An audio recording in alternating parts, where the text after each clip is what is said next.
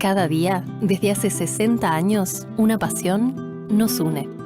Somos una cooperativa que produce granos, carne y lana, que luego se transformarán en alimento y abrigo. Somos ese primer eslabón de una larga cadena que produce calidad de vida. Creemos firmemente que cuando producimos este valor, también se produce futuro. Por eso defendemos los frutos de nuestro esfuerzo y cuidamos nuestra tierra.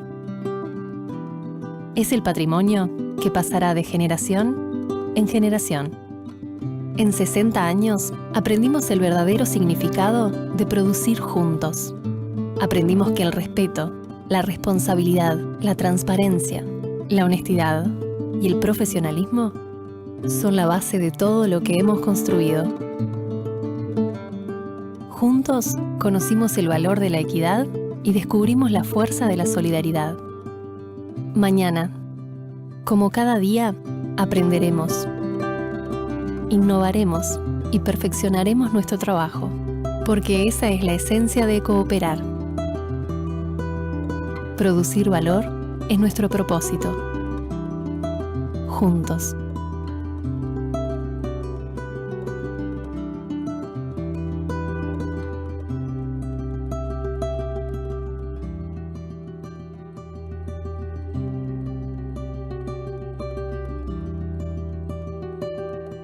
Unión Rural de Flores. 60 años de valor cooperativo.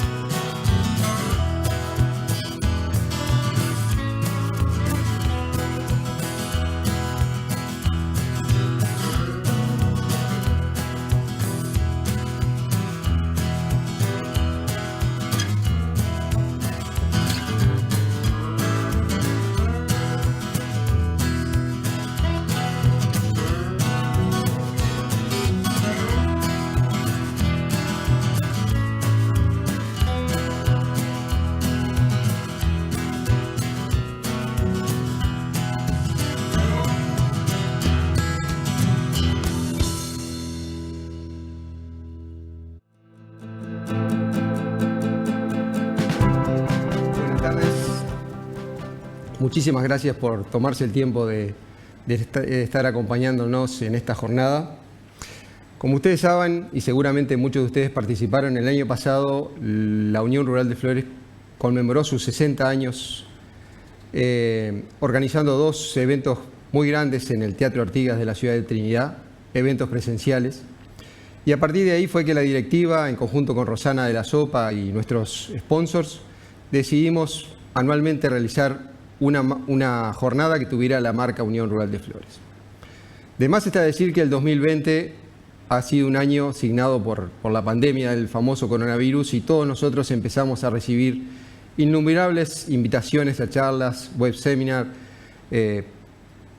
tratando de predecir lo que va a ser el mundo después de esta pandemia. Y básicamente tratar de analizar cuál va a ser la incertidumbre. Siempre la palabra incertidumbre. La palabra incertidumbre significa falta de certeza. Y si analizamos realmente la falta de certeza, está en el ADN de la producción agropecuaria. Cuando un agricultor decide sembrar una hectárea de soja, una hectárea de maíz, una hectárea de trigo, lo único que tiene certeza, dólares más, dólares menos, es cuánto le va a costar ese cultivo. Pero no tiene certeza de cuántos kilos va a cosechar, de a qué precio va a vender ese trigo, esa soja, y mucho menos de cuánto va a valer el dólar en el momento de esa venta.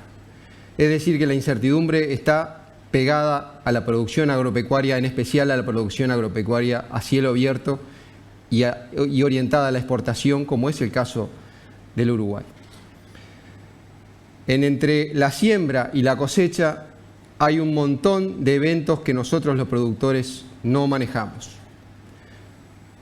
El clima, cuál va a ser la cosecha en Brasil, en Argentina, cuán cerrado o cuán abierto va a estar el mundo para poder comercializar la producción, si Trump va a ganar o no las elecciones, si Trump se va a pelear o no con China. Es decir, que hay un montón de incertidumbres en el medio que no podemos manejar.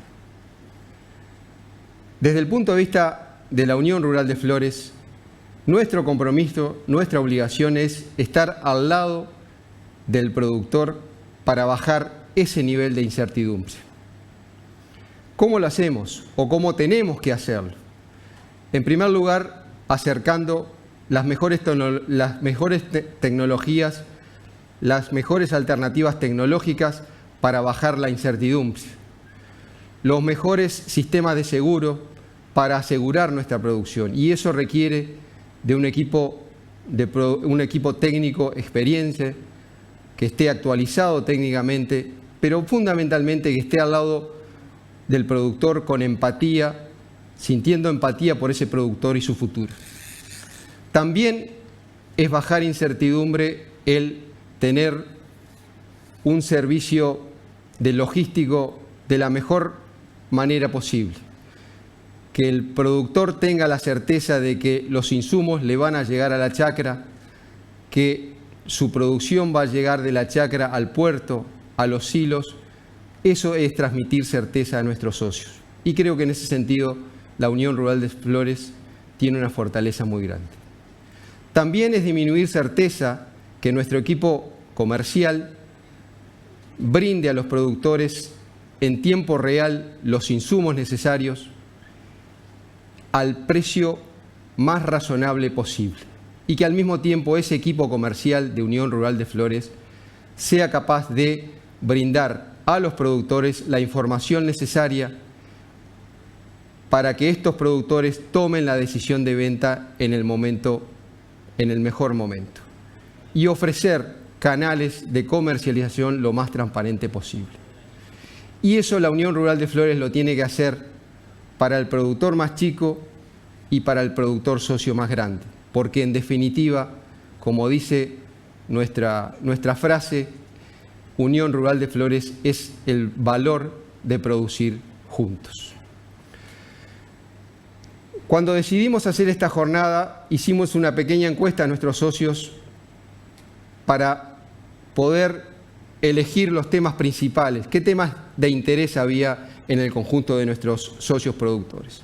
Y los dos temas a los cuales más se votó fue, en primer lugar, cuál va a ser la realidad económica del mundo pospandemia, cuál va a ser la realidad económica del Uruguay después de todo este cimbronazo desde el 13 de marzo, y cuál podría ser el impacto que estas realidades económicas del mundo del Uruguay van a tener en el mercado de los granos y el mercado de la carne. Y el segundo punto es cómo manejar nuestras empresas en momentos de incertidumbre.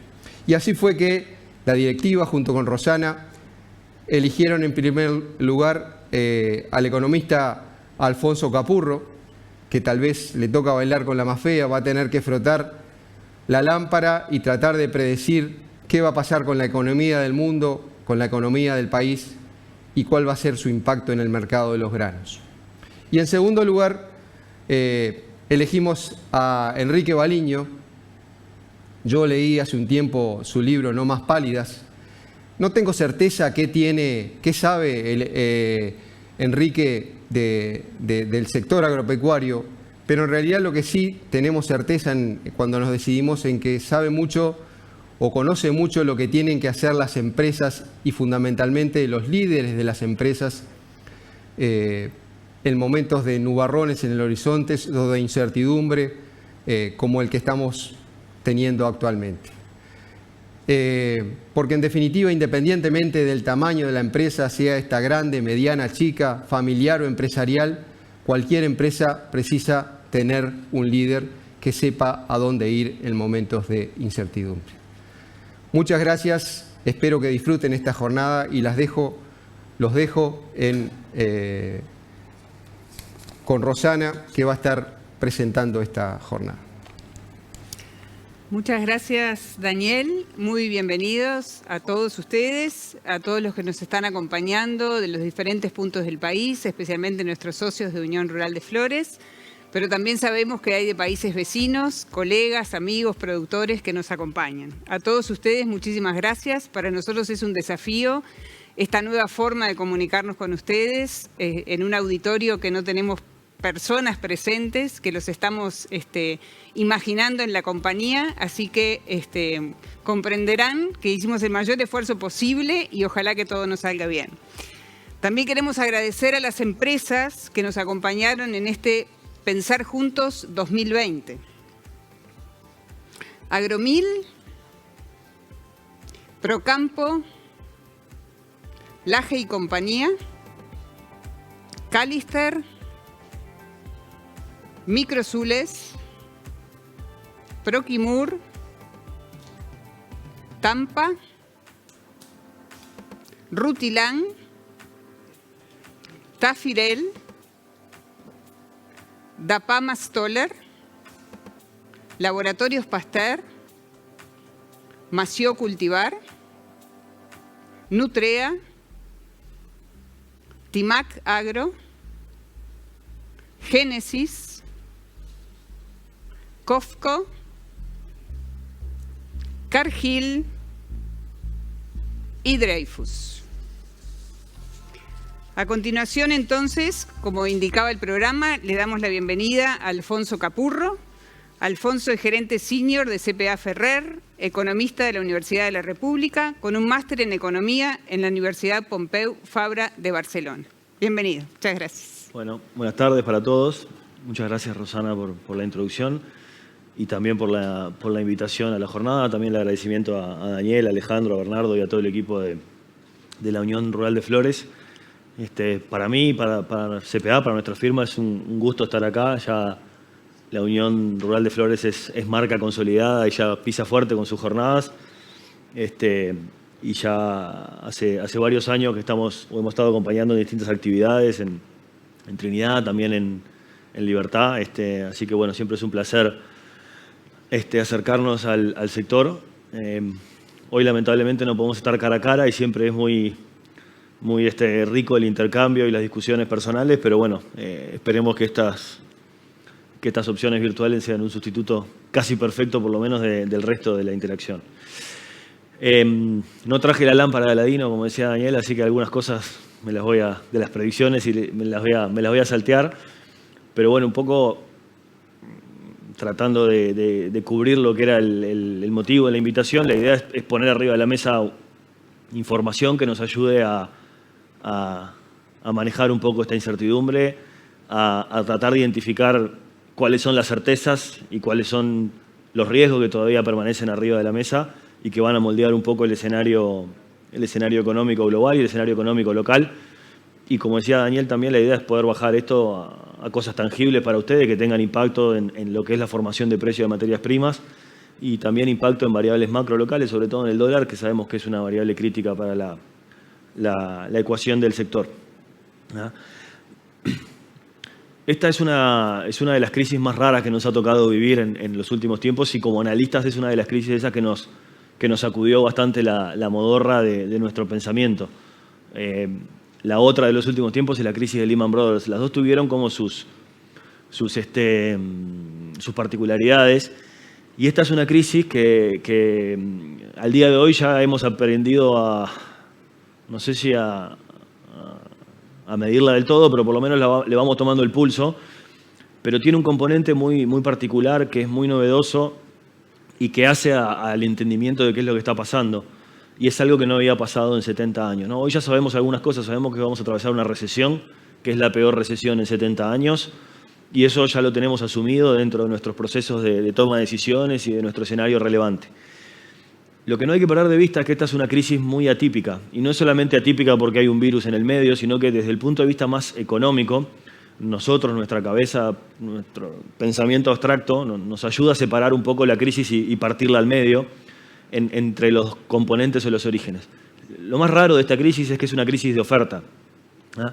Normalmente, las crisis o las recesiones de los últimos 70 años, hablemos de la economía de posguerra, que es la que ha funcionado en forma más homogénea, las recesiones que hemos tenido son recesiones del lado de la demanda. O sea, en algún momento oferta y demanda en los mercados se desencuentran y eso básicamente ocurre porque los consumidores cambian su propensión a consumir o su demanda de bienes de consumo o porque las empresas empiezan a empeorar su ecuación de rentabilidad, dejan de invertir y la demanda agregada cae. O cae la demanda por inversión, o cae la demanda de bienes de consumo, o cae la demanda del sector público. Esas son cosas que a veces hacen que se generen las recesiones y la política económica, con mayor o menor eficacia, ha aprendido a lidiar con esas crisis y todas las respuestas que la política económica conoce son para lidiar con crisis de demanda, o sea, para tratar de incentivar el consumo, tratar de incentivar la inversión.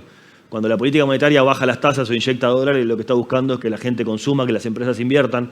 Cuando el Estado hace política fiscal contracíclica, gasta más para generar demanda agregada en infraestructura, por ejemplo, una típica respuesta keynesiana, o baja los impuestos para que las empresas inviertan más o las personas consuman más. Las crisis de oferta son un bicho raro, son cosas que la teoría económica no ha terminado de entender del todo y nunca habíamos tenido en la práctica. O sea, nunca nos había pasado que el mundo se apagara en forma sincronizada. Hemos tenido crisis de oferta localizada. Cuando viene un tsunami, cuando viene un terremoto, hay un pedazo de Japón, un pedazo de Chile, un pedazo del sudeste asiático, donde las economías se apagan, se destruyen, hay que volver a reconstruirlas. Y eso, digamos, de alguna forma lo hemos estudiado. Nunca tuvimos un shock de oferta sincronizado en todo el mundo. Y lo más particular que tiene un shock de oferta, o lo más preocupante que tiene un shock de oferta como el que vivimos en marzo, es que no se puede compensar. El shock de oferta quiere decir que los aviones dejaron de volar, el shock de oferta quiere decir que no hay turismo, el shock de oferta quiere decir esas fotos que veíamos dramáticas en marzo, que los restaurantes en Italia todos vacíos, después los vivimos acá, ¿no? Pero esas mesas de restaurantes que nadie llenó, esa carne que nadie comió, ese vuelo de avión que nadie tomó, los ministros de Economía y los presidentes de los bancos centrales no pueden hacer nada, salvo comprar un cacho de carne, ir al restaurante, no pueden llenar los asientos de avión, con lo cual ese agujero que quedó ahí es producción que se perdió, es algo que no se puede compensar. Lo que sí la política económica puede hacer es tratar de evitar que esa crisis de oferta genere además una recesión de demanda demasiado grande. Y eso es lo que el mundo ha estado tratando de hacer. Entonces tratemos de entender un poco qué sabemos y qué no sabemos hoy de esta crisis. Ya sabemos que vamos a tener la peor recesión en 70 años. Esta que está acá son las proyecciones del Fondo Monetario Internacional, que está dando para este año una caída de la actividad del 5%.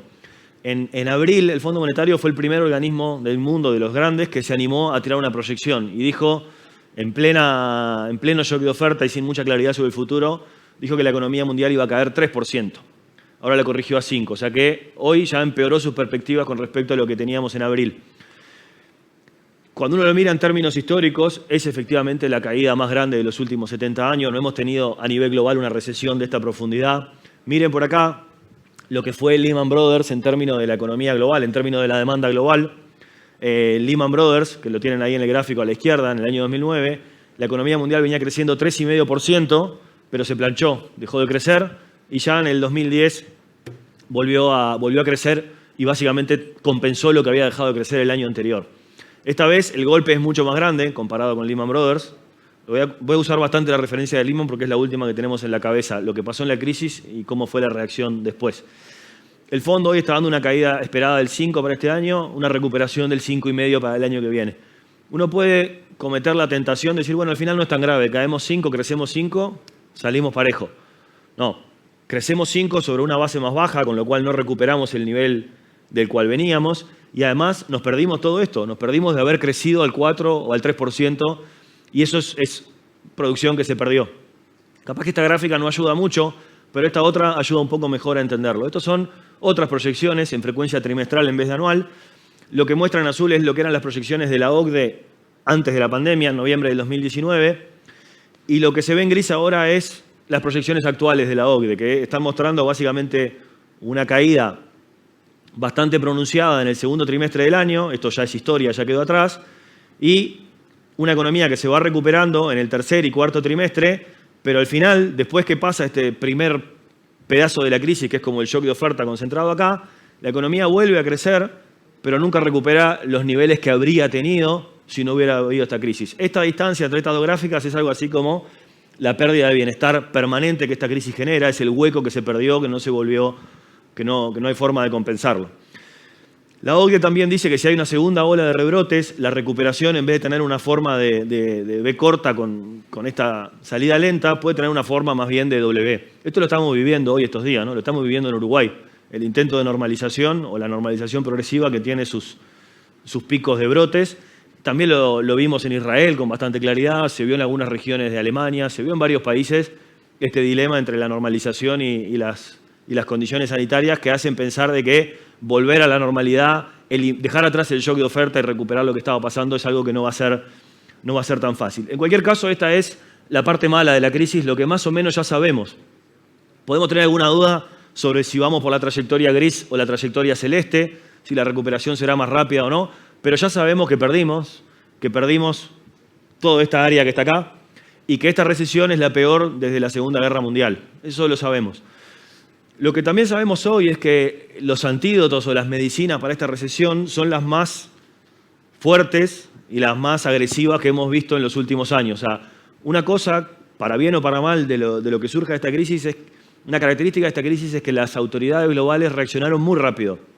Y cuando digo muy rápido, en Lehman Brothers las autoridades globales reaccionaron rápido, tal vez más rápido que en las recesiones previas, y esta vez fue mucho más rápido y mucho más coordinado que en Lehman Brothers. Y la respuesta más importante seguramente tiene un componente fiscal, que es muy importante. Los países desarrollados están haciendo impulsos fiscales de 10, 12 puntos del producto.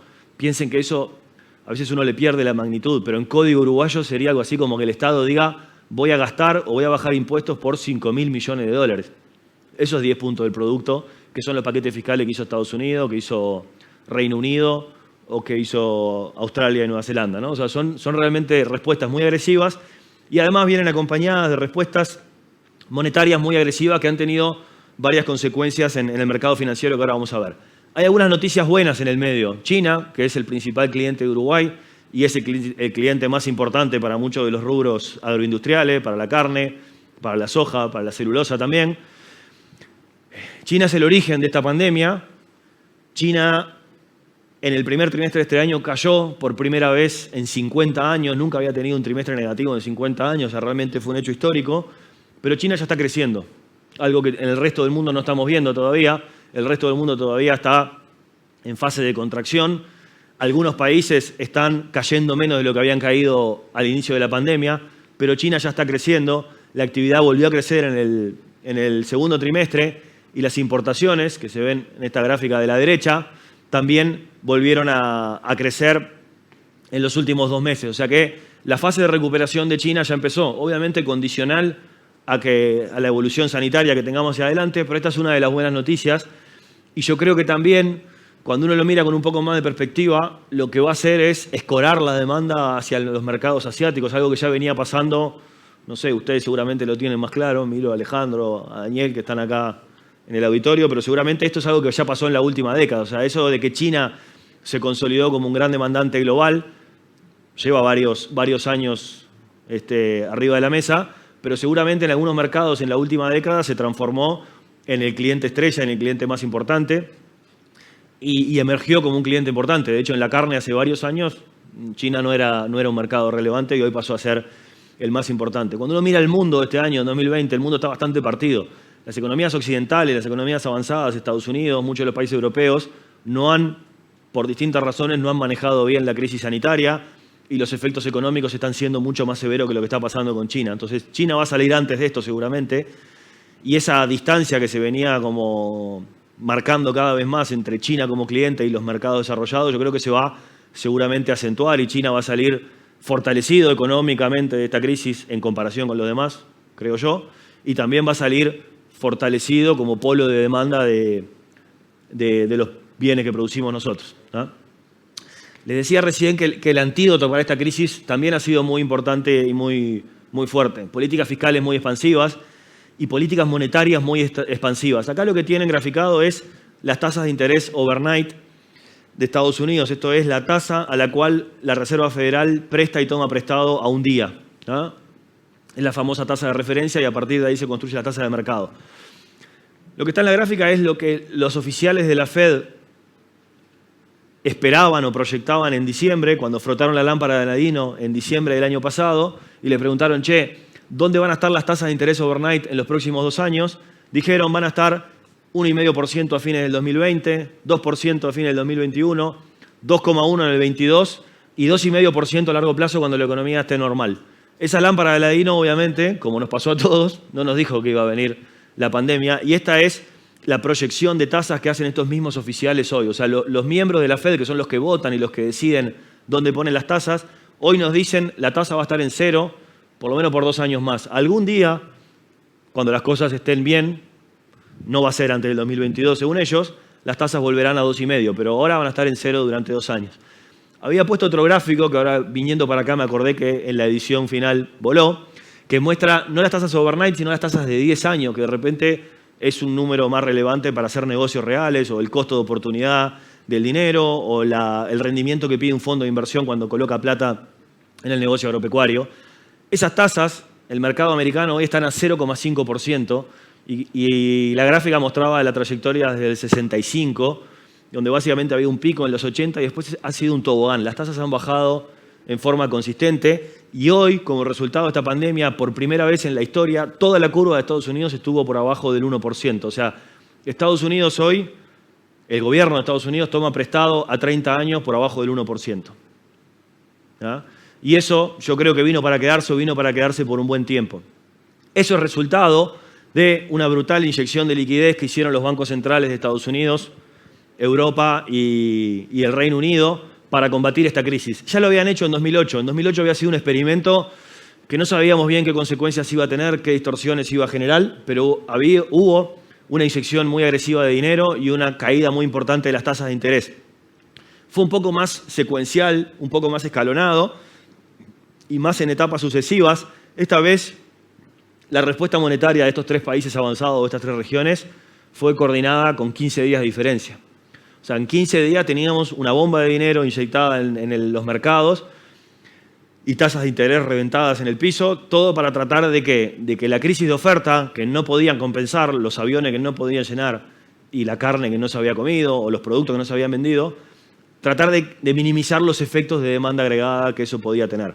El principio era algo así como, bueno, ya que tenemos una crisis de oferta y no podemos hacer nada por ello, tratemos de que las empresas no se fundan, de que los consumidores mantengan liquidez y nivel de crédito, de que las empresas tengan mucha liquidez y no despidan gente en forma permanente ante una crisis que seguramente parte de esta crisis es transitoria. Entonces, el principio global fue mucha liquidez y tratar de promover el crédito para que esta crisis de oferta no se transforme en un problema de demanda agregada.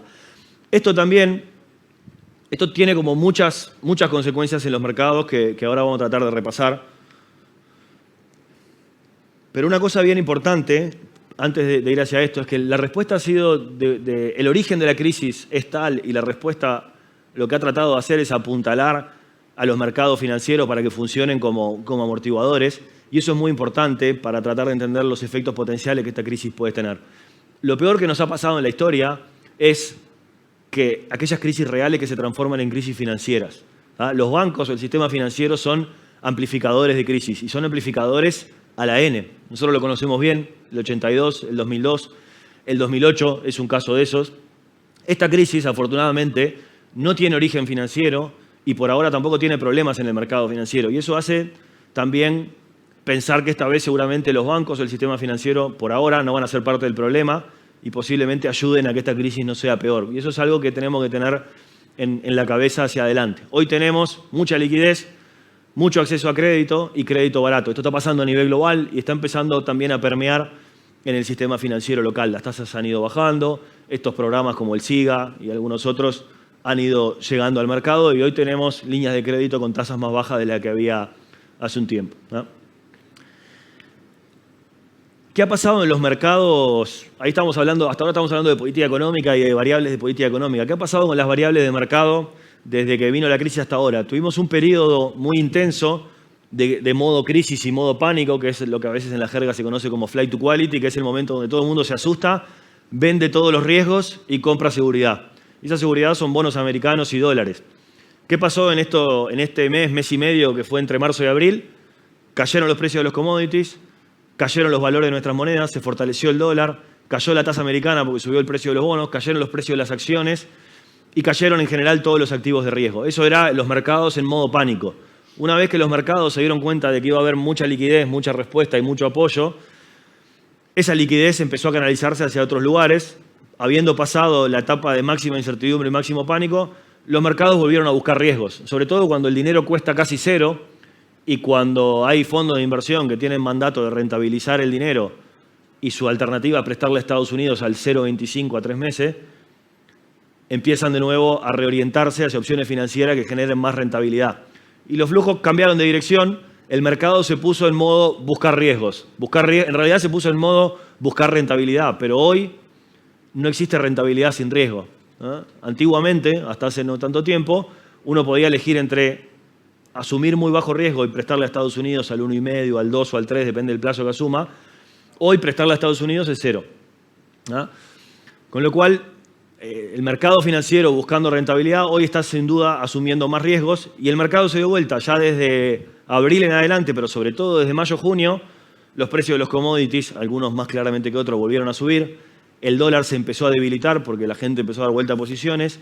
Nuestras monedas se empezaron a fortalecer. El dólar se debilitó contra el que ustedes lo quieran mirar. Contra el euro, contra el yen, contra la libra, contra el dólar canadiense, corona sueca. Todas las monedas del mundo se fortalecieron contra el dólar. Lo vimos en Uruguay, 45 pesos en el pico de la crisis. Estos días, 42.50, 43 y chichoneando para bajar, ¿no? Eso es lo mismo que está pasando con el dólar en otros mercados. Lo que está claro es que este es un entorno, digamos, este entorno que estamos viviendo hoy es mucho más parecido al que vivimos en la era post-Lehman Brothers. Mucha liquidez, mucho más apetito por el riesgo, fondos buscando opciones de mayor rentabilidad y genera riesgos para algunos y genera oportunidades para otros. ¿Para quién es un problema esto? Para la gente que tiene mucha plata, ¿no? Para los fondos de pensiones, las compañías aseguradoras que tienen mucha liquidez y tienen que colocar esa liquidez, o los family offices, o los hedge funds, lo que sea, esa liquidez hoy les da muy poca rentabilidad. ¿Para quién es una oportunidad este entorno? Bueno, para, por ejemplo, las empresas que tienen mucha deuda, hoy tienen condiciones financieras mucho más baratas y, digamos, el resultado operativo que tenían, hoy lo pueden bancar con un costo financiero mucho más bajo.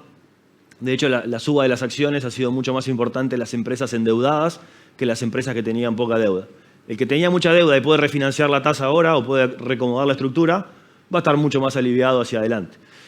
Y todo en general, los sectores que tienen proyectos productivos o que tienen oportunidades de negocios, hoy también están viendo, o por lo menos están con la oportunidad arriba de la mesa de que los flujos financieros vuelvan a buscar oportunidades reales como pasó en la década pasada. Obviamente, el punto acá es qué va a ser más fuerte, si las fuerzas bajistas de la recesión real que nos acompaña, la peor recesión en 70 años, o las fuerzas amortiguadoras y alcistas de esta expansión financiera. Y obviamente no tenemos la respuesta. Ahí la lámpara de Aladino no la trajimos para esa respuesta hoy, pero lo que sí sabemos es que cuando uno trata de pensar en términos de precios de commodity, lo que vamos a tener son esas dos fuerzas operando. Por un lado, la recesión real que nos va a tirar para abajo, los consumidores con menos poder de consumo, una crisis que va a ser muy cara o muy costosa en términos de empleo. con lo cual la capacidad de compra o de consumo del mundo va a ser más baja. Un consumo que va a ir virando, creo yo, hacia Asia porque el golpe ha sido más fuerte en las economías occidentales. Y por otro lado, el inflador de la política monetaria tratando de amortiguar, que tiene consecuencias que ya hemos visto en varias décadas de la historia y que las estamos empezando a ver ahora, la vimos en la era post-Lehman Brothers. Estas inyecciones de liquidez muy grandes en general vienen acompañadas de tasas bajas, dólar débil y precio de los commodities que suben. Para que eso se termine de materializar, tiene que haber un entorno de la demanda más o menos favorable, algo que todavía no estamos viendo del todo. China puede ser algo que nos ayude a consolidar ese entorno favorable de la demanda. O sea que yo creo que las noticias buenas de China, acompañadas de mucha inyección monetaria, pueden empezar a darle un poco de mejoras perspectivas a los precios de los commodities. Cuando uno mira lo que está pasando ahora estos últimos meses, ha sido mayor el rebote de los precios de los metálicos y de los energéticos que de los precios de los alimentos, y eso también habían caído más, ¿no? Los precios de nuestros productos alimenticios tuvieron como un piso más alto. Y obviamente después cada mercado tiene su propia dinámica. Todos seguimos, me parece, y seguro ustedes siguieron porque sabemos que son un público muy informado y sabemos que hay instituciones como la Unión Rural de Flores que los ayudan a generar información.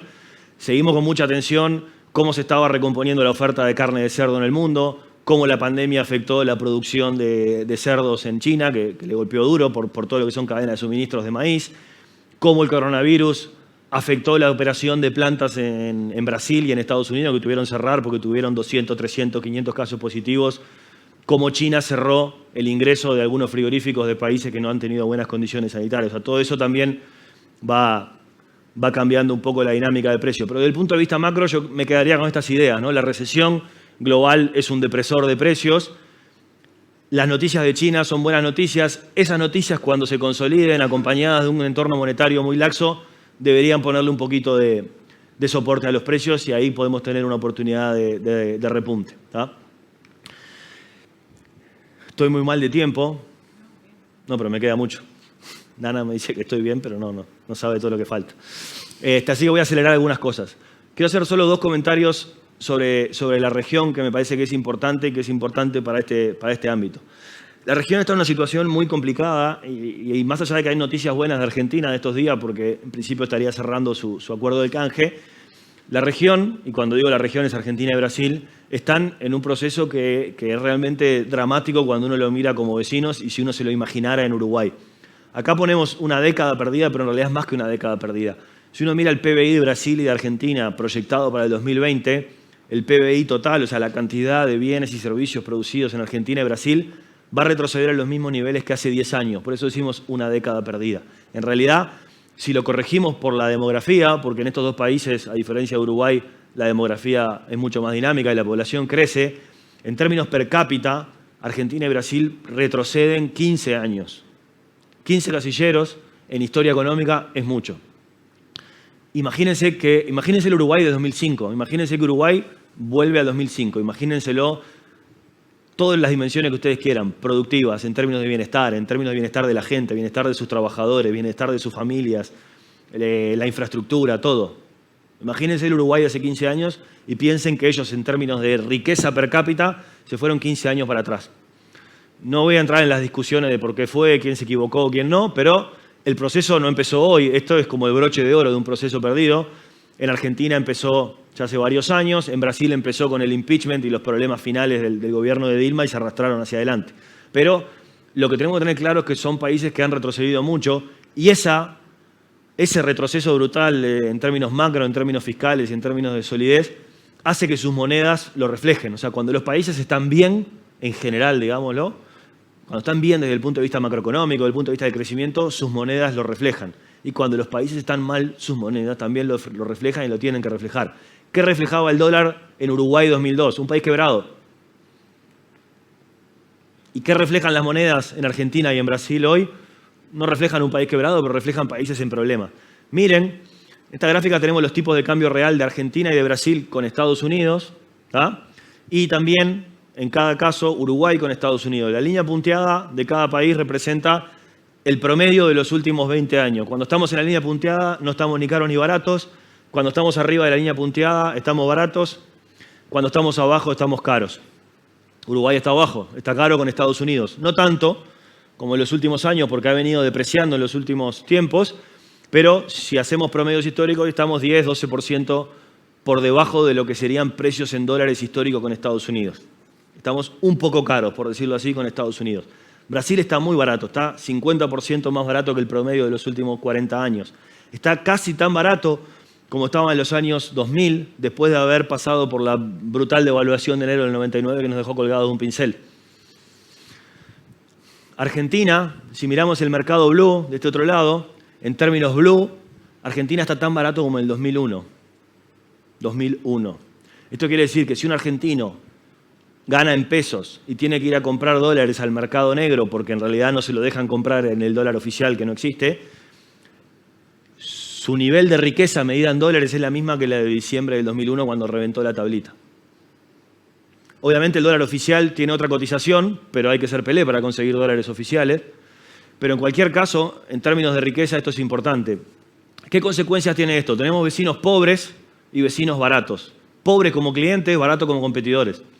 Y a veces, yo creo que en Uruguay cometemos el error por simplicidad de pensar Argentina, turismo. Brasil, competidor del turismo o cliente de turismo. No es solamente un problema de que son clientes que van a estar en una situación mala, no es solamente un problema para el turismo, es un problema para el resto de las cadenas que también competimos con ellos en el exterior. Es un problema para la industria frigorífica o para el sector de la carne cruzarse con frigoríficos brasileros en China. Porque con este nivel de costos en dólares, obviamente tienen posibilidad de exportar mucho más barato de lo que tenemos posibilidad nosotros y ganar más plata de lo que ganamos nosotros, toda la cadena. Entonces, cuando la región tiene problemas como esto, no es solamente un problema para el turismo, es sobre todo un problema para el turismo, porque además es un sector que está muy golpeado por la crisis de oferta, porque tuvieron que cerrar la frontera, cortar los vuelos, cortar los barcos y cortar los hoteles. O sea que el turismo obviamente es un sector que en Uruguay va a estar muy golpeado por la crisis sanitaria y por esto, pero no hay que pensar que los problemas de la región son solo problemas para el turismo, son también problemas o por lo menos desafíos para los sectores que exportan, porque nos cruzamos con Argentina y con Brasil en todos los mercados del mundo. Y este tipo de problemas no son fáciles de compensar para Uruguay, porque en definitiva uno podría decir, bueno, si tenemos este problema, devaluemos. Tan sencillo como eso. Bueno, esa intención de devaluar es buena para algunos sectores, obviamente mejora la competitividad de sectores agroexportadores, pero es mala para otros sectores y puede generar muchos desbalances en la economía. La economía está llena de contradicciones o dilemas o de frazadas cortas, ¿no? Tenemos frío en la cara, nos tapamos la cara, nos tapamos los pies.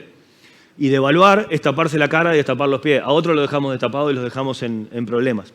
Entonces ahora después vamos a discutir en el caso de Uruguay un poco más las tensiones y los dilemas que hay. Pero quedémonos con esta idea de que Brasil y Argentina nos presionan.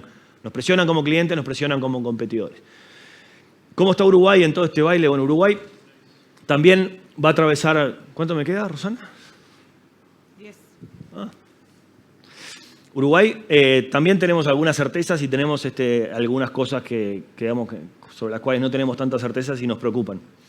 Tenemos claro que Uruguay también va a atravesar una recesión, de hecho ya está en recesión, y también pensamos que esa recesión va a ser menos grave de lo que está haciendo en otros países, por distintas razones.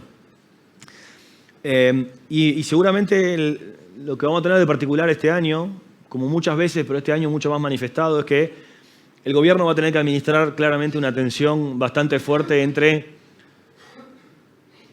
volver a crecer rápido y al mismo tiempo proteger a los sectores que han sido más golpeados por la crisis. Y cuando digo sectores productivos y también sectores sociales. Eso por un lado va a ser obviamente un objetivo que no estaba previsto en el plan de gobierno y en la campaña, pero obviamente cobró relevancia. Y al mismo tiempo hay que hacer un ajuste fiscal, que es algo que necesitamos hacer. Todos los analistas lo venimos destacando hace muchos años. El gobierno se comprometió a hacerlo en campaña.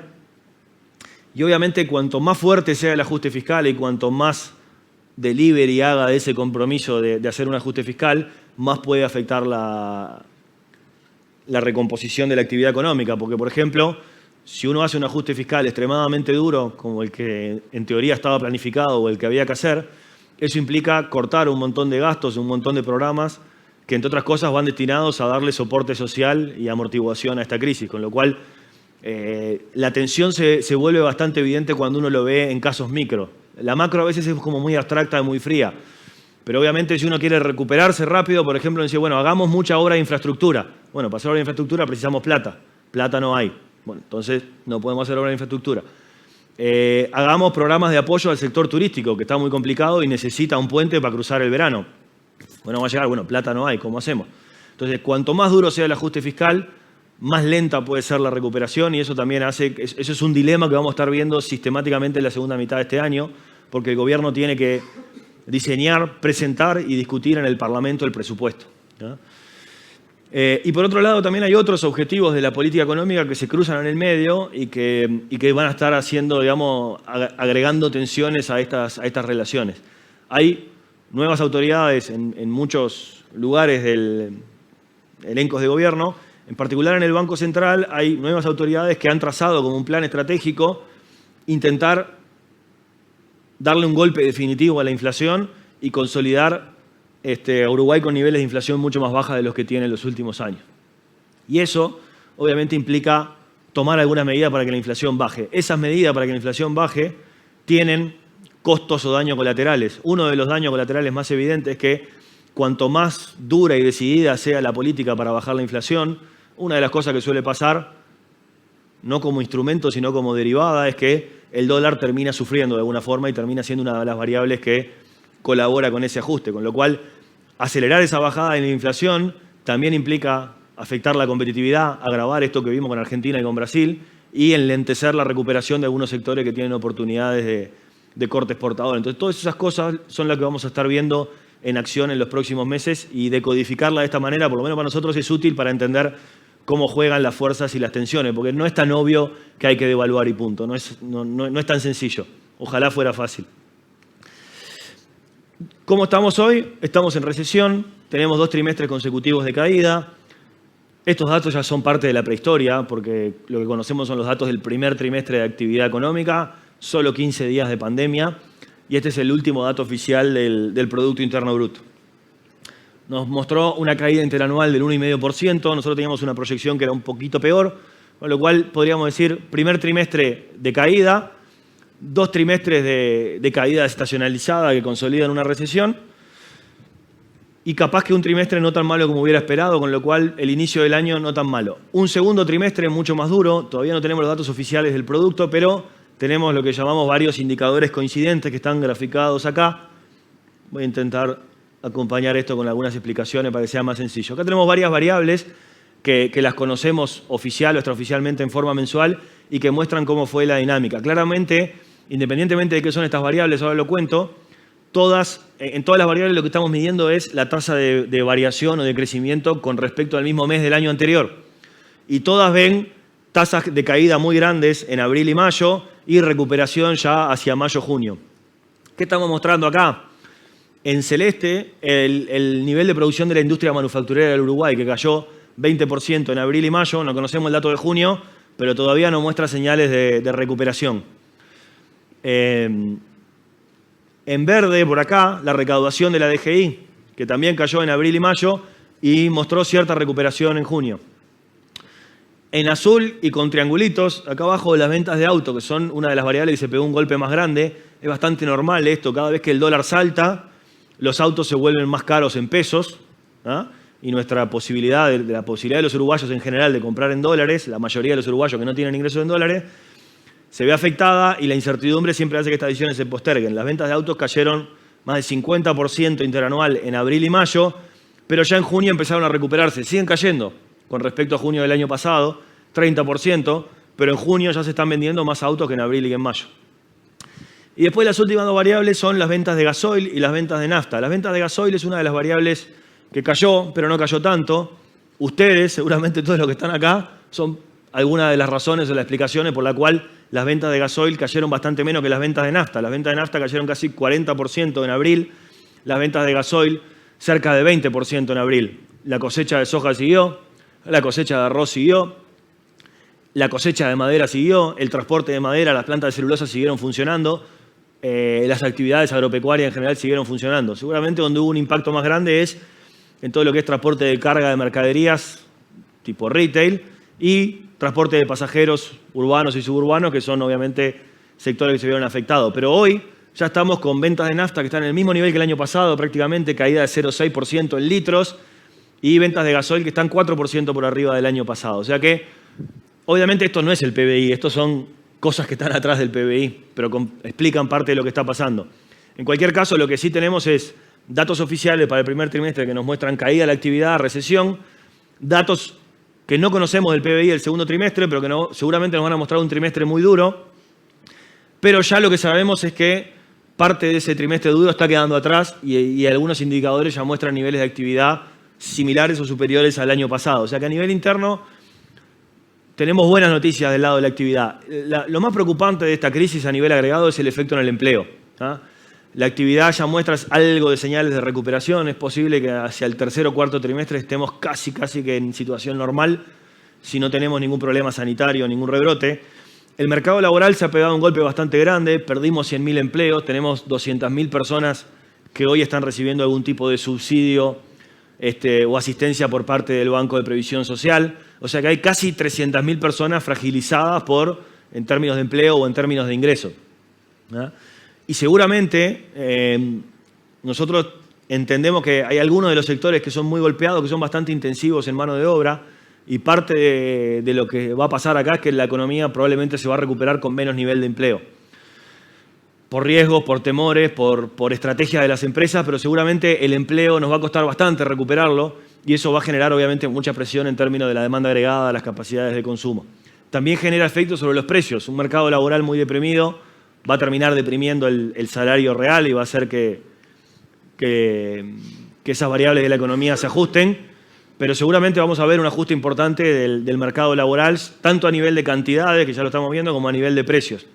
Hay un acuerdo salarial vigente que seguramente valida o consolida caídas del salario real importantes para estos 2 años, algo que es razonable o de equilibrio que pase cuando hay una crisis de este tipo. Pero en cualquier caso, la caída del salario real más el ajuste del dólar que tuvimos en el último año, en definitiva, es parte de lo que hace que los costos de producción en Uruguay sean más baratos de lo que eran antes. Obviamente no es una razón agradable, no es una razón que tenga que ver con la eficiencia o la productividad del país, sino que atrás de eso hay empleos que se perdieron y hay un problema social de fondo, pero en cualquier caso es parte del equilibrio que vamos a tener en este 2020 y 2021. ¿Qué pensamos que va a pasar este año?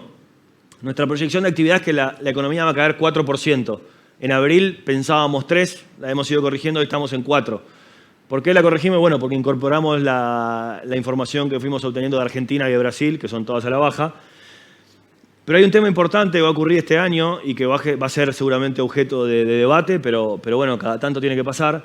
El Banco Central va a cambiar la forma en que mide el PBI. Es algo que hace recurrentemente cada X años, lo tiene que hacer para estar ayornado con las metodologías. Y una de las consecuencias que eso va a tener, seguramente no la única, pero una de las que va a tener, es que se va a corregir una distorsión que venía acumulando en los últimos años, que es la medición del sector de telecomunicaciones y su incidencia en el PBI.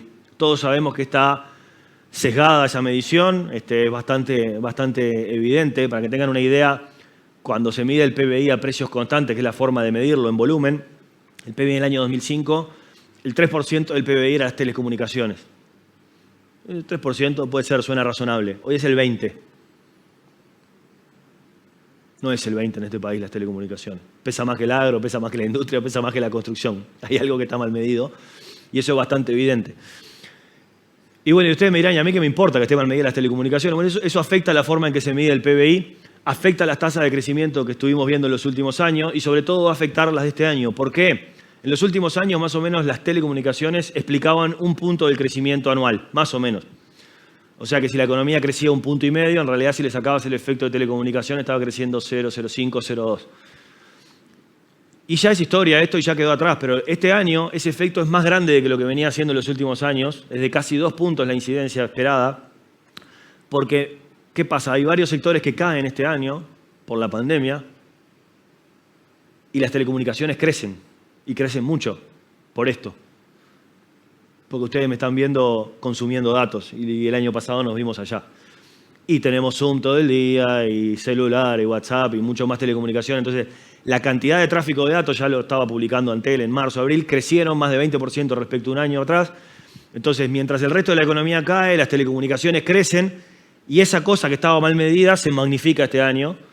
Entonces, seguramente en la nueva base del PBI que vamos a conocer en septiembre, si no hay otros cambios importantes, no lo sabemos porque esto funciona así, probablemente la caída del PBI medido de la forma nueva se va a parecer más a 6 que a 4. Y esto va a tener consecuencias sobre la dinámica salarial, porque los consejos de salario, la pauta que cerraron ahora, van atadas al PBI. Después, en todo caso, si hay alguna pregunta, lo podemos aclarar, pero lo dejo por ahí ahora. Entonces, en este contexto hay que tomar decisiones de política monetaria y de política fiscal, y con esto voy a ir cerrando ya. ¿Qué pasa en política monetaria?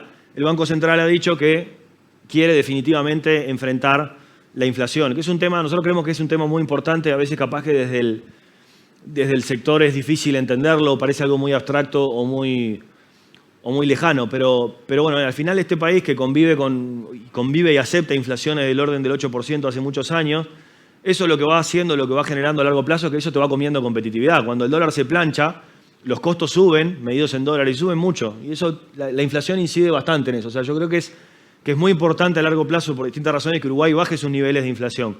Ahora, como hay que hacer cosas para que la inflación baje, seguramente esas cosas tienen daños colaterales. El Banco Central hoy, ¿cuáles son nuestras proyecciones de inflación hoy? Estamos en un pico de inflación que no me voy a detener. En estado estacionario, o sea, con las cosas como siguen y con el dólar subiendo en forma moderada, la inflación, estimamos nosotros, vuelve al 8%. 8% es el valor promedio de los últimos 15 años. 8% es el número nuestro. Es el promedio de todo esto. Hay picos, hay valles, pero estamos en 8. Para bajar de 8 hay que hacer algo. ¿Qué podríamos hacer, por ejemplo, solo como un ejercicio abstracto? Si planchamos el dólar en los valores más o menos lo que tenemos hoy, 43, 43.50, hasta fines del año que viene, la inflación puede bajar adentro del rango meta hasta 7. Ahora, esto implica que en todo este periodo los costos en dólares suban más de 7%, 7% solamente en el año 2021. Dólar planchado, inflación del 7, los costos en dólares suben. Esto es lo que en el sector se conoce como atraso cambiario. Yo no sé si es atraso cambiario o no, pero es inflación en dólares y es aumento de costos. O sea que es posible que una política muy decidida para bajar la inflación tenga como consecuencia, como daño colateral, una apreciación del dólar en términos reales y una pérdida de competitividad, lo cual afecta, obviamente, la competitividad, afecta las perspectivas de rentabilidad, afecta la probabilidad de que el sector turístico se recupere rápido y, obviamente, es un problema también para los sectores exportadores. Esta discusión va a estar arriba de la mesa. El Banco Central nos viene anunciando que va a introducir cambios, lo que no sabemos si los va a introducir ahora o más adelante, ¿no? Seguramente cuando se presente el presupuesto, que es en este mes, en agosto, el gobierno va a trazar un panorama más claro de cómo es su horizonte de política económica en general, política fiscal y otras políticas, y ahí puede ser una buena instancia para que el gobierno haga conocer a la opinión pública y al mercado sus planes en política fiscal y en política monetaria también. O sea que es posible que en el próximo mes tengamos novedades de política monetaria que podrían impactar en el dólar a futuro. Así que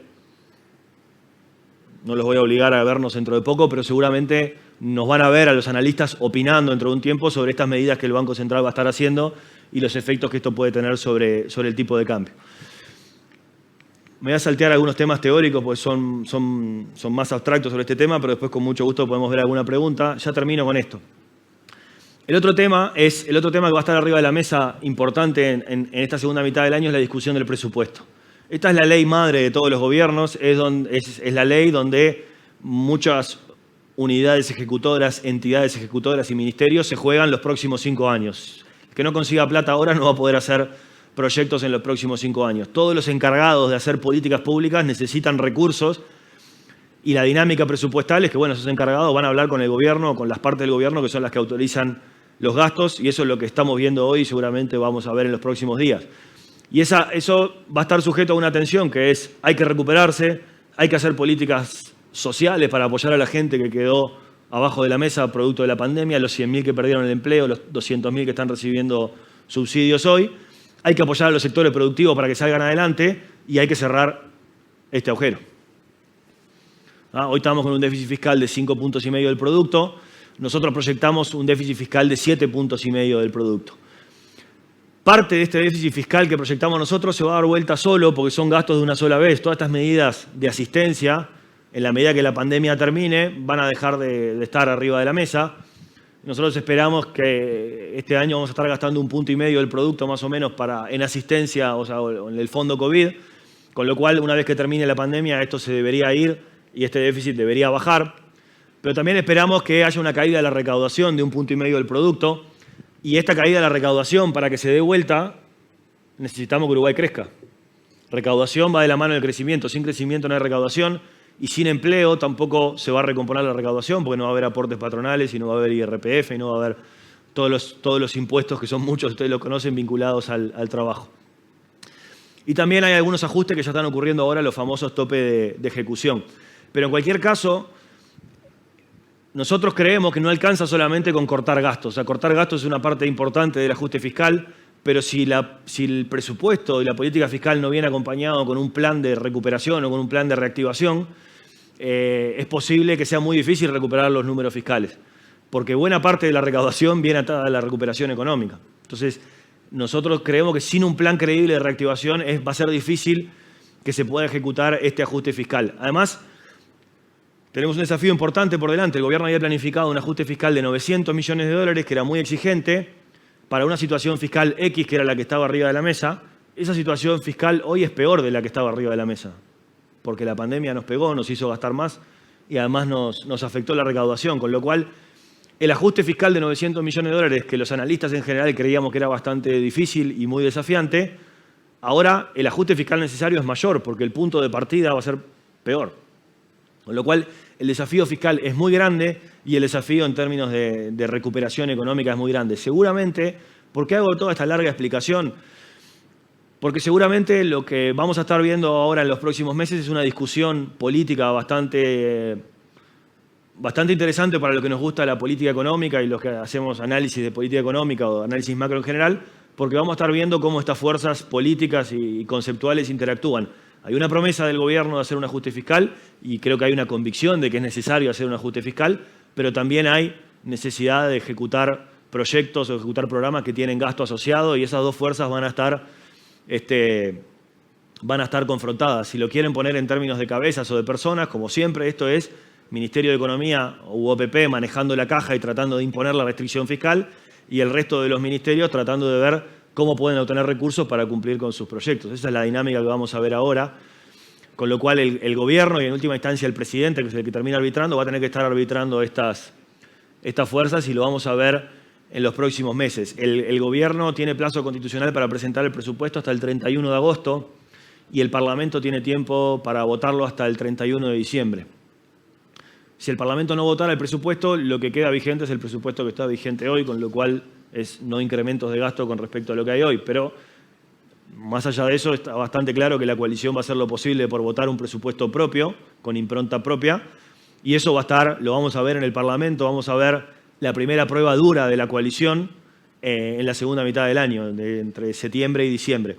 Digo la primera dura porque la LUC fue una primera prueba para la coalición, pero era algo sobre lo cual ya había acuerdo y en última instancia eran temas de principios o temas filosóficos sobre los que estaban de acuerdo. Ahora hay plata arriba de la mesa y hay programas, hay proyectos, hay muchas cosas. Entonces, esos son simplemente los temas que quería comentar hoy. Repasando rápidamente.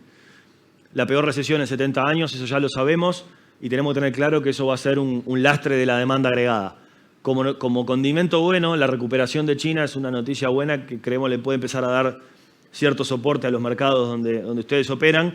Eso, acompañado por el antídoto que ha sido la política monetaria, el antídoto a esta enfermedad, puede volver a generar un entorno favorable a los precios de las materias primas. Todavía no lo vimos del todo traccionando, pero eso puede estar arriba de la mesa. Los capitales están volviendo a pedir riesgos o a pedir rentabilidad, y eso genera oportunidades para muchos, para los que deben plata y también para los que tienen proyectos productivos buenos y que le pueden ofrecer a un inversor una buena rentabilidad. Acá vamos a tener una recesión, igual que en el resto del mundo, no vamos a zafar de eso, y vamos a estar viendo cómo se arbitran estas tensiones entre la política fiscal y la política monetaria.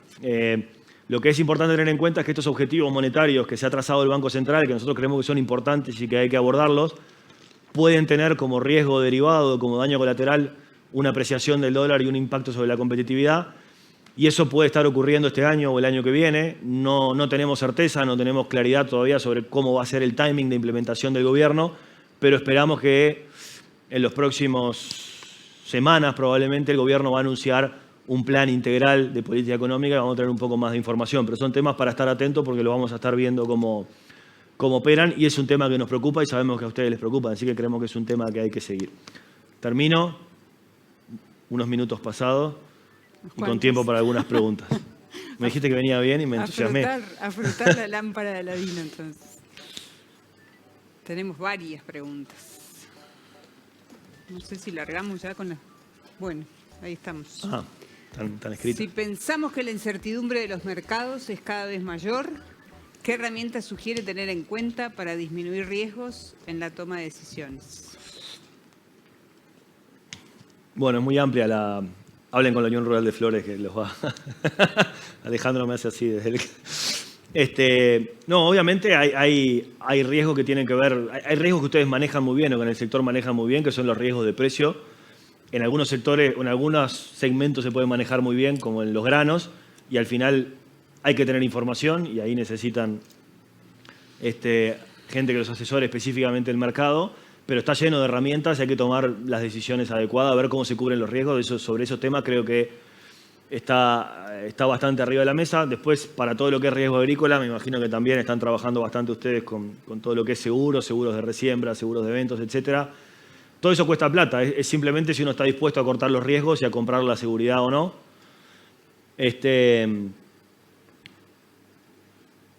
Y después yo creo que más allá no es que le esté tirando un centro a Enrique que está por ahí, de que hay que obviamente gestionar nuestras empresas y nuestros riesgos, digamos, desde la parte más de la gestión empresarial es importante, pero obviamente lo que tenemos que tener claro, me parece, es que mientras los precios no exploten, algo que todavía no ha pasado, seguramente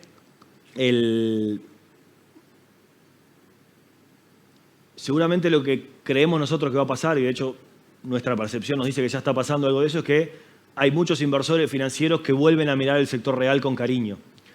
No tanto porque piensen que la soja va a explotar o la carne va a explotar, pero sino porque en realidad en el sector real hay posibilidades de obtener retornos financieros no indecentes, o sea, no cero. Con lo cual esos fondos van a estar buscando buenos proyectos. Y buenos proyectos son empresas que gestionen bien las cosas. O sea, yo creo que va a haber oportunidades para que plata del sector financiero, que es muy excedente, se canaliza al sector real. Eso puede ser formato deuda o puede ser formato armar proyectos, armar asociaciones, armar esquemas de inversión conjunta. Y obviamente los capitales van a estar buscando, dado que el entorno financiero es el que es, van a estar buscando empresas mejor gestionadas, empresas que gestionen bien su riesgo productivo, su riesgo financiero. Ya que eso yo creo que siempre ayuda y siempre hace que la empresa sea más sólida y más fuerte, ¿no? Bien. Un Twitter de Naciones Unidas hizo ruido en las redes sociales con respuesta de algunos países productores de carne. ¿Cree usted que los mercados de la carne están amenazados por el avance de la tecnología produciendo carne sintética y o la fuerza de los ambientalistas?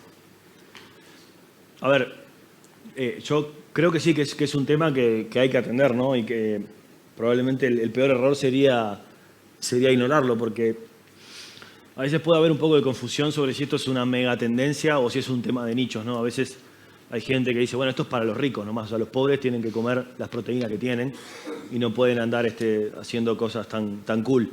Pero en realidad esto, pensándolo más como un cambio generacional, también es un tema que empieza a ser amplio, creo, en generaciones más jóvenes, con lo cual abordar el tema frontalmente y aportar información, tratar de aportar evidencia científica sobre cuáles son efectivamente los efectos ambientales, yo creo que no se conocen. Estos son como algo así como historias que están por ahí y en realidad si aún hay mucha gente de los que abonan estas teorías que si uno le pregunta 3 datos y bueno, ¿cuántos son las emisiones por kilo? ¿Cómo compara eso con las emisiones que genera la carne sintética? ¿Quién mide las emisiones de las industrias que están haciendo carne sintética? Digo, lo pregunto porque yo lo ignoro. No me considero una persona desinformada, tampoco me considero un gurú de la información, pero en realidad es un dato que no se conoce. Y creo que en esto hay mucha manipulación de ideas o muchas cosas que a veces falta información. Entonces, los que producimos y los que dependemos de eso, creo que tenemos un rol activo que dar ahí, que es generar la información, ponerla y dar debates informados. Y capaz que nos toca perder. Yo no lo sé porque como desconozco los datos, capaz que efectivamente eso se confirma. Pero me parece que hoy estamos como en un debate que es como casi de fundamentalismo religioso, ¿no? Y eso obviamente no nos ayuda. Bueno, a frotar la lámpara de Aladino. ¿Cree usted que el dólar se mantendrá por encima de los 40? De otra manera, ¿a cuántos años proyectaría un negocio con el dólar a esos valores? Yo creo que el problema no son los 40, sino que 40 con inflación baja es una cosa y 40 con inflación del 8 es otra, ¿no? Asumamos por un segundo que seguimos con inflación de 8, que es el que nos viene acompañando por ahora. Con un dólar a 40, con inflación de 8, no aguantamos demasiado tiempo. Lo que sí hay que tener en cuenta es que hoy tenemos un equilibrio de dólar y de precios que está como bastante distorsionado por la región. O sea, la foto de hoy, seguramente, una cosa que no dije hoy, pero yo creo que la foto de la región de hoy es bastante mala y va a tender a mejorar algo. Ya Argentina, por ejemplo, ayer con el canje, la brecha con el dólar blue se cerró un poco, y no digo que Argentina es fantástica a partir de hoy, le queda bastante cosas por hacer, pero de alguna forma yo creo que Argentina va a ir descomprimiendo, va a tener como una salida derivada lentamente positiva. Pero creo que tenemos que pensar que saquemos el dólar de cabeza, de 40 de la cabeza un segundo, pero tenemos que pensar que es bastante posible, como escenario de riesgos, que el dólar se aprecie en términos reales, o que haya inflación en dólares en Uruguay, como la hubo después de Lehman Brothers. Recuerdo de Lehman Brothers, que está lejos en el tiempo, dólar a 18 antes de Lehman, dólar a 24 en el pico de Lehman. ¿Qué pasó después de Lehman? Tobogán a 18, con inflación del 8. O sea que tuvimos mucha inflación de dólares desde el 2009 hasta el 2013. Y eso hizo que nos apreciáramos. Lo que había atrás de eso era un proceso de debilitamiento brutal del dólar y moneda nuestra que se fortalecieron. Ese combo hoy está arriba de la mesa. Ese combo, el dólar a 18 en el 2013, solo era posible por lo que valía la soja, por lo que valía la leche y por lo que valía la carne. Entonces, un proceso de apreciación del dólar como que vivimos post-Lehman, sin un upside de precio de los commodities, Uruguay no lo aguanta. O sea, en algún momento la estructura productiva quiebra y eso se transforma en no sostenible. Entonces, yo diría que para proyectar negocios deberíamos pensar que si hacemos nuestros números con un dólar a 40 o con inflación en dólares, eso como concepto de equilibrio debería venir acompañado de aumentos de precios. Podemos hacer nuestros números diciendo, bueno, si no aumentan los precios y el dólar se queda en el entorno de 40, 42, ¿aguantamos o no aguantamos? Porque yo creo que es un riesgo que puede operar a corto plazo, o sea que vale la pena estresarse un poco y ver a ver hasta dónde se aguanta. Bien, seguimos. ¿Usted cree que el sector agropecuario será el que lidere la salida de esta recesión? Sí, posiblemente sí. De hecho, es uno de los pocos sectores que no cayó, ¿no? O sea, cuando uno mira el barre de Spinell, no voy a decir que el agro no se enteró que hubo pandemia, porque se enteró, pero desde el punto de vista de la producción, los novillos siguieron engordando, las vacas se preñaron, tuvieron terneros, la cosecha de soja se hizo, la de arroz también, las plantas celulosas siguieron operando, con otros protocolos, con otros controles, pero en realidad es como el sector más resiliente de la economía uruguaya. El otro que lo acompaña es la construcción, que en realidad también aguantó su nivel de actividad bastante bien y lo defendió. Y en parte lo defendió tironeado por un proyecto agroindustrial, forestal, no carne, no granos, pero en definitiva es parte del complejo agroindustrial que tenemos hoy. O sea que seguramente, sí, es seguramente el candidato a salir más rápido. Bien, sí, espera que tengo más. Ante la situación esperada de dólar bajo, tasas bajas y aumento de los commodities, ¿es de esperar una situación en el precio de la carne similares al 2012? Y después te agrega ahí flujo de fondos a Uruguay o inyección de dólares repercutiendo en una mejor inversión. Lo separo en dos, o sea, sí, sobre la primera parte, ojalá que sí. Yo creo que se están dando los condimentos, no termina de traccionar el precio. Y obviamente ustedes tienen mucho más información que nosotros sobre los determinantes específicos de oferta y demanda, porque están mucho más en el mercado. Pero yo diría que en términos macros sí puede haber un escenario de este tipo. Solamente con una precaución, y es que, como dije hoy, hay una parte de la demanda agregada global que está brutalmente machucada y golpeada y que le va a costar recuperarse. Pero de nuevo, repito lo que dije hoy, si China se afirma un poco más, posiblemente este escenario puede ocurrir. No nos olvidemos que Brasil nos está jugando con los precios de 2.000 y pico dólares la tonelada o 3.000 dólares la tonelada y nos tira para abajo, ¿no? O sea, mientras Brasil y otros competidores sigan desarmados como están, nos van a poner un techo bajo a ese precio. Y ahí, porque tengo una pregunta que me entró después, ¿qué dirías respecto a las importaciones de carne que se están haciendo en la región? Es reflejo de esto, ¿no? O sea, no es ni más ni menos que esto mismo. O sea, al final, digamos, si yo lo miro en términos generales, si lo que va a pasar es que nosotros nos vamos a posicionar vendiendo carne de muy alto valor a 4.000 y pico dólares la tonelada y le dejamos un espacio a los frigoríficos brasileños y argentinos que vendan carne barata acá, a mí no me molesta, ¿no? Pero en el fondo, eso que estamos viendo acá, de que la carne argentina, brasilera o paraguaya es muy competitiva en Uruguay, también está en las góndolas de China. Exacto. O sea, los mercados tienen sus vasos comunicantes, ¿no? ¿Alguna más? Y vamos cerrando. ¿Es esperable un mundo comercialmente más cerrado o Sí. abierto para el 2021? Cerrado, ¿no? O sea, yo creo que lo único que uno puede pensar que puede cambiar dramáticamente esto es el resultado de las elecciones en Estados Unidos, que hace que bajen las tensiones. Pero en general, yo creo que estamos asistiendo, me parece, a un proceso de desglobalización o de cuestionamiento de la globalización en los últimos años, porque al final el sueño que muchas veces tuvimos arriba de la mesa de que la globalización iba a hacer que todos fuéramos mejor, en los últimos años se ha visto bastante cuestionado porque no todos los estratos sociales se han visto igualmente beneficiados de la globalización. Y más allá de quién gane las elecciones en Estados Unidos, hay una parte del público en Estados Unidos y en otros países que en realidad sienten que capaz que el promedio de sus conciudadanos está mejor con la globalización, pero ellos dejaron de tener empleo, dejaron de ser competitivos, dejaron de trabajar donde trabajaban. Entonces, esos beneficios, esa idea económica que hay en nuestra disciplina de que la globalización tiene mejoras de bienestar para todo el mundo, en realidad en los últimos años ha estado bastante cuestionada porque esas mejoras de bienestar no se reparten equitativamente. Y yo creo que eso es algo estructural que está ahí y lo estamos viendo en todos los movimientos que estamos viendo a nivel global.